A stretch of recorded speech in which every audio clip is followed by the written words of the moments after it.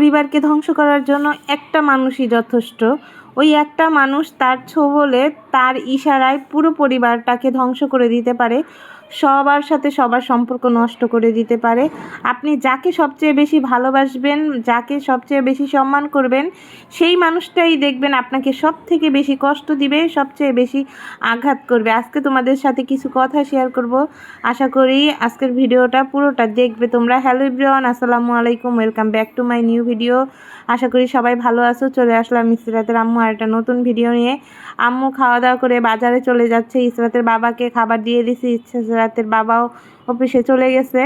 এখন সকাল 9টা বাজে। এখন আমি ঘরটাকে প্রথমে গুছিয়ে নিব। ঘরে চলে এসেছি, এখন বিছানাটাকে প্রথমে গুছাতে হবে, তারপরে আর সব কাজ করব। তো প্রথমে হচ্ছে ইসরাতের কাপড় চোপড়গুলো গুছিয়ে নিতেছি। ইসরাতকে এখন আর রাতে প্যাম্পাস পরাই না, ডাইপার আর কি, কারণ ও হচ্ছে অ্যালার্জির প্রবলেম। আর প্রতিদিন এই ডাইপার পরাতে পরাতে এটার উপরে একটা অভ্যস্ত হয়ে যাচ্ছে, কারণ প্রায় 3 বছর হয়ে গেছে মেয়েটার। তো আমি এখন বিছানাটা ঝেড়ে নিব, তারপরে অনক্লোথটা বিছায়ে দিব, কারণ অনক্লোথ না বিছায়ে দিলে ইসরাত আর আবরাসান হচ্ছে 5 মিনিটে আমার বিছানাটা নোংরা করে ফেলবে। এখন আমার ওয়ারড্রোবটা পরিষ্কার করে নিব। আজকে তোমাদের সাথে শেয়ার করব সারাদিন কি কি করি, আর তোমাদের সাথে কিছু কথা শেয়ার করব আমার মাকে নিয়ে। আশা করি তোমাদের ভালো লাগবে। আর তোমাদের যদি ভালো লাগে অবশ্যই তোমাদের সুন্দর মতামত জানিয়ে দিবে, আর আমার কথায় কেউ কষ্ট পাবে না আশা করি। এরকম আমি যা বলবো এরকম প্রায় ফ্যামিলিতেই ঘটে থাকে, সেটাই তোমাদের সাথে শেয়ার করব, যেহেতু আমি সব কিছু তোমাদের সাথে শেয়ার করি। তো আমি এখন আমার ড্রেসিং টেবিলটাও পরিষ্কার করে নিলাম। এখন হচ্ছে টিটি টেবিল আর ছোট টেবিলটা পরিষ্কার করব। এখন আমাদের বাসায় বাহির থেকে প্রচুর পরিমাণ ধুলাবালি আসে, কারণ আমাদের বাসার সাইডেই একটা বিল্ডিংয়ের কাজ চলতেছে, যার কারণে ওইখান থেকে বাতাসে ধুলাবালি চলে আসে। আর আগে একটু কমই হতো, আর এখন আমাদের এখানে প্রচুর বাতাস। আমাদের বাসাটা যেহেতু নদীর এই সাইডে পড়ছে, যার কারণে এখন আমাদের গরম কমই লাগে, বাতাস বেশি হয়। তো আমি এখন এগুলো মুছে নিলাম সুন্দর করে। এখন আমি খাটটাও মুছে নিব, যেহেতু আমার ঘরে সব কাঠের জিনিস, এই কারণে ধুলাবালি পড়লে একদম স্পষ্ট বোঝা যায়। এই কারণে আমার প্রতিদিন এগুলো পরিষ্কার করতে হয়। প্রতিদিন পরিষ্কার করলে পরে ঝামেলা কম হয়, পরে একসাথে ময়লা হয় না বেশি, প্রতিদিন যদি পরিষ্কার করি। তো এই কারণে আমি প্রতিদিন যতটুকু পারি পরিষ্কার করে নিই। তো আমার ঘর পরিষ্কার করা হয়ে গেছে। এখন আমি ডাইনিং রুমে চলে আসলাম। ডাইনিং রুমটা এখন আমি গুছিয়ে নিব। সবার খাওয়া দাওয়া হয়ে গেছে। আব্রাহাম ঘুম পাড়াইতেছে, ইসরাত আমার সাথে সাথে ঘুরতেছে। আব্রাসানের তো টিভি হলে আর কোনো কিছু প্রয়োজন হয় না। এই যে আমার মাটা আমার পিছে পিছে ঘুরতেছে, ও আবার টিভি বেশি পছন্দ করে না এই কারণে। আর আব্রাহাম ঘুমাচ্ছে ওর আম্মুর সাথে, এই কারণে ওর আম্মু ভিতরে আছে। এখন আমি সোফাগুলো গুছায় নিব। সোফাগুলো হচ্ছে এরকম গুছায় দিলে 5 মিনিট থাকবে, তারপরে আব্রাসান আর জান্নাতে এগুলো নোংরা করে ফেলবে, এসে এই সোফা নিয়ে খেলাধুলা করে, যার কারণে এগুলো আমরা বেশিক্ষণ গুছায় রাখতে পারি না।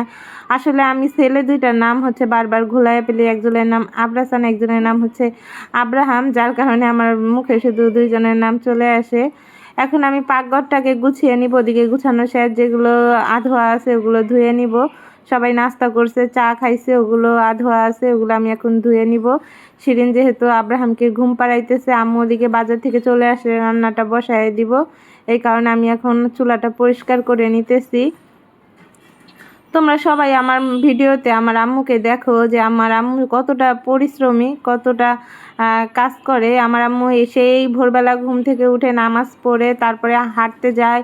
হাঁটতে যাওয়ার পরে ওইখান থেকে কিছু পাইলে বাজার করে নিয়ে আসে, শাক যদি পায়, এমনি কোনো কিছু প্রয়োজনীয় জিনিস যদি পায় নিয়ে আসে। তারপরে এসে আমার হাজব্যান্ডের জন্য আমরা মা মেয়ে রান্না করি। রান্না করার পরে আমরা খাওয়া দাওয়া করি, মানে সকালের নাস্তাটা করি, রুটি বানাই, ভাজি করি সকালের নাস্তা আমাদের। তারপরে আম্মু কোনো রকম খাওয়া দাওয়া করে আবার চলে যায় বাজারে।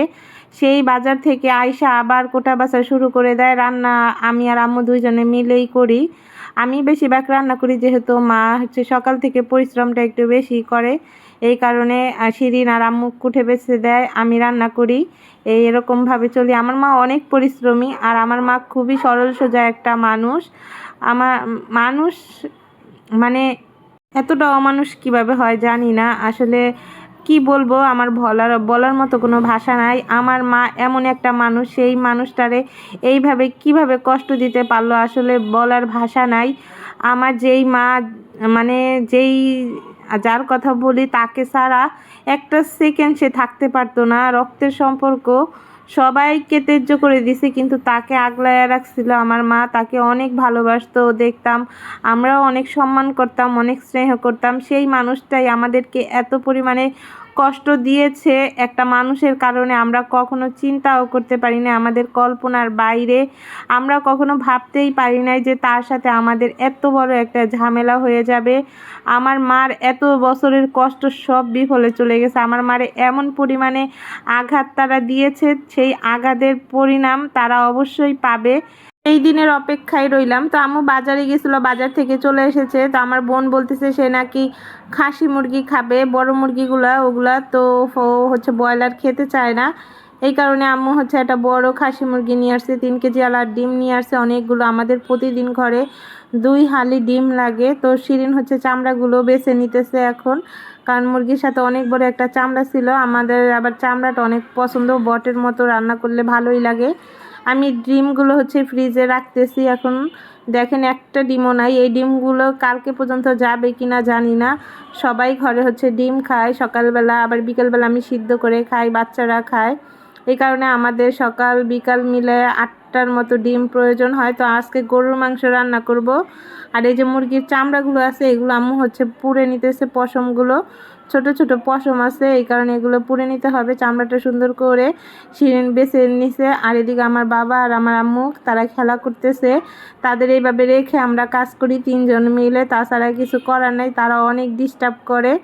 আব্রাহাম তো এখন গাড়িতে বসতে পারে মাশাল্লাহ দিলে। তো এই যে বউ শাশুড়ি মিলে আমাকে কুটে বেছে দিবে, আমি রান্না করব। আম্মু হচ্ছে কাঁচামরিচের বড়ু ফালাইতেছে, আর হচ্ছে শিরিন তরকারি করতেছে, মাংস করতেছে। আমি এদিকে রান্না বসায় দিব, লাউ শাক রান্না করব, গরুর মাংস রান্না করব এবং মুরগির মাংস রান্না করব। প্রথমে হচ্ছে কাঁঠালের বিচিগুলো ছিলে নিয়ে ভিজায় রাখছি, ওগুলো সিদ্ধ করে তারপরে রান্না করব। এগুলো খেতে খুবই মজা লাগে। কাঁঠালের বিচি দিয়ে মুরগির হাড্ডি, হাত, পা, চামড়া দিয়ে খুবই সুস্বাদু। আপনারা রান্না করে খেয়ে দেখবেন, অনেক মজা হয়। তো এদিকে আমি বাবার সাথে কথা বলতেছি। আমাদের আব্রাহামের কিন্তু এখনো 6 মাস হয় নাই। ওর মুখে ভাতের অনুষ্ঠান করব, অবশ্যই তোমাদের সাথে শেয়ার করব। খুব ইচ্ছা আমার একটা মাত্র ভাইয়ের একটা মাত্র ছেলে, অবশ্যই এই দিনগুলো মনে রাখার মতো করে রাখবো। তো বাবাইকে বসায় দিছি গাড়িতে, কারণ সব সময় টিভি দেখে। ও শুয়ে শুয়ে আমরা কাজ করি। আজকে বলছি যে না গাড়িতে বসে থাকো। এদিকে আমার শাকের ডাঁটাটা সিদ্ধ দিচ্ছিলাম, প্রথমে ডাঁটাটা সিদ্ধ হয়ে গেছে, এখন শাকটা দিয়ে দিব, লাউ শাক। আম্মু গতকালকে এই রাত্রে নিয়ে আসছিল, হাঁটতে গেছিলো, ওইখান থেকে ফ্রিজ করে রেখে দিছিলাম। আজকে এখন হচ্ছে রান্না করতেছি। বোন চলে আসবে, তাড়াতাড়ি রান্না করতে হবে, আমাদের 1টার আগে রান্না বান্না শেষ করতে হয়। এখন গরুর মাংসটা রান্না করব। গরুর মাংসটা প্রথমে মশলা দিয়ে নিব, তারপরে হচ্ছে চুলা জ্বালিয়ে দিব। প্রথমে মশলা ভালোভাবে মেখে নিব। তো পেঁয়াজটা দিয়ে দিলাম। আর গরুর মাংস হলে আমি বেশি রান্না করি, তো তেল দিয়ে দিলাম অল্প পরিমাণে। মাংস অনেকটা তেল আছে। ওদিকে আমার শাকটা একটু নেড়ে চেড়ে নিতেছি, কারণ শাকটা এক সাইড সিদ্ধ হবে, আরেক সাইড হবে না। এই কারণে আদাটা দিতে গেছি, দেখি আদা এখনও হচ্ছে ফ্রিজ করা ছিল তো গলে নাই। তো রসুন দিয়ে দিলাম, আদাটা পরেই দিব। গরম পানি দিয়ে ভিজিয়ে রাখছি, মনে ছিল না। তো লবণ, হলুদ, মরিচ, ধনিয়ার গুঁড়া সব দিব। আজকে একটু মরিচটা কম দিয়েছি, কারণ প্রতিদিন শুধু ওরা বলে মরিচ নাকি বেশি হয় আমি রান্না করতে গেলে। আমার বোন বলে আবার একটু গরুর মাংসতে মরিচ বেশি দিতে, মানে এক একজন এক এক রকমের ডিমান্ড আর কি। তো এখন আমি মশলা দিয়ে দিলাম, এলাচ, দারচিনি। এইবার হচ্ছে গরুর মাংসটা একটু বেশি খাওয়া পড়তেছে সবার। আমি ডায়েটও শুরু করতেছি, আর প্রতিদিন হচ্ছে গরুর মাংসই রান্না করে।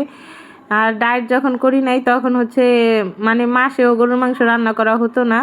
আর আমি ডায়েট শুরু করছি, এখন হচ্ছে গরুর মাংস রান্না করে, যেহেতু কুরবানি গেছে এই কারণে গরুর মাংসটা বেশি রান্না করা হয়। এখন আমি ভালো মতো মিশিয়ে নিলাম মশলাটা, এখন চুলা জ্বালিয়ে দিব। ওদিকে আমার শাকটা প্রায় সিদ্ধ হয়ে গেছে। আসলে আমার আম্মুর কথা বলতে গেলে না আসলে মানে শেষ হবে না। তোমাদের সাথে শেয়ার করব এক এক করে সব কিছু। আমার আম্মুর জীবন কাহিনী তোমাদের সাথে শেয়ার করব অবশ্যই। আশা করি তোমাদের ভালো লাগবে, কারণ আমরা মধ্যবিত্ত ফ্যামিলিতে বিলং করি। অবশ্যই সবার একই হয়, মধ্যবিত্ত ফ্যামিলিতে আমরা যারা আছি তাদের জীবন কাহিনীটা। তো আমি এদিকে কারেন্টের চুলায় পানি দিয়ে দিয়েছিলাম 1 পাতিল, পানিগুলো গরম হয়ে গেছে। এখন এখানে থেকে মাংসের জন্য পানি উঠিয়ে রাখবো, আর পানিতে চাল ধুয়ে রাখছিলাম, চালটা দিয়ে দিব। ভাত রান্নার জন্য হচ্ছে কারেন্টের চুলায় আমরা ব্যবহার করি বেশি, কারেন্টের চুলায় ভাতটা রান্না করি সব সময়।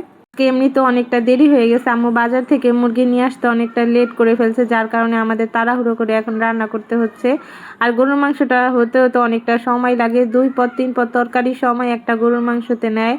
তো আমি ভাতটা বসাই দিছি, ভাত আমাদের তাড়াতাড়ি হয়ে যায়, এখন চালটা বেশি সময় লাগে না, এই কারণে ফুটন্ত পানিতে চালটা ধুয়ে দিছি যেন বেশি সময় না লাগে। এদিকে হচ্ছে আমার শাক সিদ্ধ হয়ে গেছে, আমি শাকটা এখন ফোড়ন দিয়ে নিব। এই যে ফোড়ন দেওয়ার জন্য তেল দিয়ে দিলাম, এখন দিয়ে দিব হচ্ছে রসুন আর শুকনা মরিচ। কাঁচা মরিচ দিতে মনে ছিল না শাকের ভিতরে, এই কারণে এখন শুকনা মরিচ দিয়ে দিলাম। মরিচ ছাড়া তো আর শাক ভাজা খাওয়া যায় না, আমরা সবসময় শাক রান্না করেই খাই চিংড়ি মাছ দিয়ে আলু দিয়ে, কিন্তু আজকে হচ্ছে আমি ভাজি করব। আমি শুধু খাওয়ার জন্য, যেহেতু গরুর মাংস রান্না করবে, বেশি খেতে পারবো না, শাকটা একটু বেশি পরিমাণে খাবো। সবজিটা বেশি খেতে হয় ডায়েট করলে, এই কারণে সবজি হিসেবে আলু দিলে তো হবে না, এই কারণে আমি শাকটা শুধু ভাজি করতেছি। শুকনা মরিচ দিয়ে দিছি 3টা, রসুন পেঁয়াজটা ভালো মতো ভেজে নিব। এদিকে আমি গরুর মাংসটা একটু নাড়াচাড়া দিয়ে নিতেছি যেন লেগে না যায় নিচে। এখন হচ্ছে গোটা রসুন দিয়ে দিলাম, এটা হচ্ছে রাজশাহীর একটা ঐতিহ্যবাহী খাবার, ওরা মাংসের ভিতরে আস্ত রসুন দেয় আর খেতে অনেকটা ভালো লাগে ভাতের সাথে। আমরা এটা কখনো খাই নাই, কিন্তু আমার বোন জামাই থেকে আমরা শিখেছি, এখন আমাদের অভ্যাস হয়ে গেছে, এখন খেতে ভালোই লাগে। আমাদের রুমে সবাই খাই আমরা রসুন, ভাতের সাথে চুষে চুষে খেতে ভালোই লাগে। তো আমি শাকটা দিয়ে দিলাম, আমার শাকটা প্রায় ভাজা ভাজা হয়ে গেছে। এখন আমাদের একদিক দিয়ে ঝামেলা শেষ হয়, আরেক দিয়ে ঝামেলা শুরু হয় আর কি। আগে তো ইসরাতের বাবা আসতো বাসায়, এখন তো বাসায় আসে না, এখন আবার বোন আসে, এই কারণে আমাদের তাড়াহুড়ো করে রান্না করতে হয়। তো আমরা সবাই মিলেমিশে কাজ করি। এদিকে এই যে এগুলো সিলে রাখছি কাঁঠালের বিচি, আর এদিকে আম্মুকে আর আব্বুকে হচ্ছে আলু ফ্রাই করে দিছে, ওরা দুইজনে খাইতেছে, ওদেরকে 11টা 12টা বাজে আলু ফ্রাই করে দেই, কারণ ওদেরও তো ক্ষুধা লাগে। এখন আমি হচ্ছে কাঁঠালের বিচিটা সিদ্ধ দিয়ে দিব। শাক ভাজা হয়ে গেছে, গরুর মাংসটা প্রায় সিদ্ধ হয়ে গেছে, এখন ঝোল দিয়ে দিব, আলু দিয়ে দিছি, আর মুরগির মাংসটাও বসায় দিছি। এখন কাঁঠালের বিচিটা পরিষ্কার করে দিয়ে দিলেই হবে। খাসি মুরগি যেহেতু গরুর মাংসের মতোই সময় নিবে। ঘরটা ঝাড়ু দিয়ে নিতেছে, ঘর পরিষ্কার করার আপু চলে এসেছে, সে ঘর ঝাড়ু দিতেছে। আমাদের রান্না বান্না প্রায় শেষ, ঘর ঝাড়ু দিয়ে মুছলেই আমাদের আজকের কাজ শেষ। ইসরাতকে এখন গোসল করাবো, প্রায় 1টা বেজে গেছে, আমার বোনও এখন চলে আসবে। আমাদের রান্না বান্না শেষ হয়ে গেছে অলরেডি। ইসরাতকে গোসল করাই এই যে নিয়ে আসছি, আম্মুকে গোসল করাই, এখন হচ্ছে ওর চুলগুলো শুকাইতেছি হেয়ার ড্রায়ার দিয়ে। মামুনিটা চুপ করে বসে সে ক্যামেরার দিকে তাকায় আছে আর দেখতেছে। তার হচ্ছে ঘন ঘন ঠান্ডা লাগতো, এই চুলের কারণে সবাই শুধু বলতো চুল ফেলে দিতে। গত বছর অনেক বড় চুল ছিল ওর, এখন হচ্ছে ওর চুল অনেক বড় থাকতো, কিন্তু গত বছর এর থেকেও বড় চুল আমি ফেলে দিছি মেয়ের কারণে। এই ঠান্ডার জন্য অনেক ঠান্ডা লাগে, ঘন ঘন ঠান্ডা লাগে, সবাই শুধু বলে চুলের জন্য ঠান্ডা লাগে, এই কারণে চুল ফেলে দিছি। এইবার অনেক মায়া হইতেছে, এই চুলের যেই যত্ন করে হচ্ছে আমি বড় করতেছি, যেই টাকা খরচ করতেছি আর চুলের উপর, এই কারণে আমার ফেলতে অনেকটা কষ্ট হইতেছে। এই কারণে হেয়ার ড্রায়ার কিনে দিছে, ওর বাবাও ফেলতে চায় না চুলগুলো, চুল ছাড়া বাচ্চাদের আসলে ভালো লাগে না, এই কারণে হেয়ার ড্রায়ার দিয়ে চুল শুকাই। এখন আলহামদুলিল্লাহ অনেক ভালো আছে। তো এখন ওকে ভাত খাওয়াইতেছি আর ও খেলাধুলা করতেছে। এক এক সময় এক এক রকমভাবে খাওয়াই, কোনো সময় মোবাইল দিয়ে খাওয়াই, কোনো সময় টিভি দিয়ে খাওয়াই, যখন ওর যেটা ভালো লাগে বুঝতে পারি যে এখন ওর কোনটাতে মানানসই হবে, ওই অনুযায়ী ওকে খাওয়াই। এই যে খাওয়া শেষ, এখন মুখ ধোয়ার জন্য দেখেন আমার আগে দৌড় দিচ্ছে। এই যে আমাদের রান্না করা শেষ, সবার খাওয়াও শেষ, এখন শুধু আমি বাকি ছিলাম, কারণ আমি একটু গোসলটা একটু দেরিতে করি ইসরাতকে নিয়ে, এই কারণে আমার খেতে সবার লাস্টে খেতে হয়। এই যে আমার দুপুরের খাবার। তো আজকের ভিডিওটা বন্ধু এই পর্যন্তই রাখলাম, তোমাদের সাথে অবশ্যই শেয়ার করব আমার আম্মুর জীবন কাহিনী। আশা করি আজকের ভিডিওতে যদি আমার কোনো ভুল ত্রুটি হয়ে থাকে, কোনো প্রকার কষ্ট পেয়ে থাকো কেউ, সবাই ক্ষমার দৃষ্টিতে দেখবে ছোট বোন হিসেবে। আর যদি ভালো লাগে অবশ্যই একটা লাইক দিবে, ভিডিওটা কেমন হয়েছে কমেন্ট করে জানিয়ে দিবে। যে যেখানে থাকবে সবাই সবার পরিবার পরিজন নিয়ে ভালো থাকবে, সুস্থ থাকবে, খারাপ জিনিসের থেকে এড়িয়ে চলবে। আসসালামু আলাইকুম এভরিওয়ান।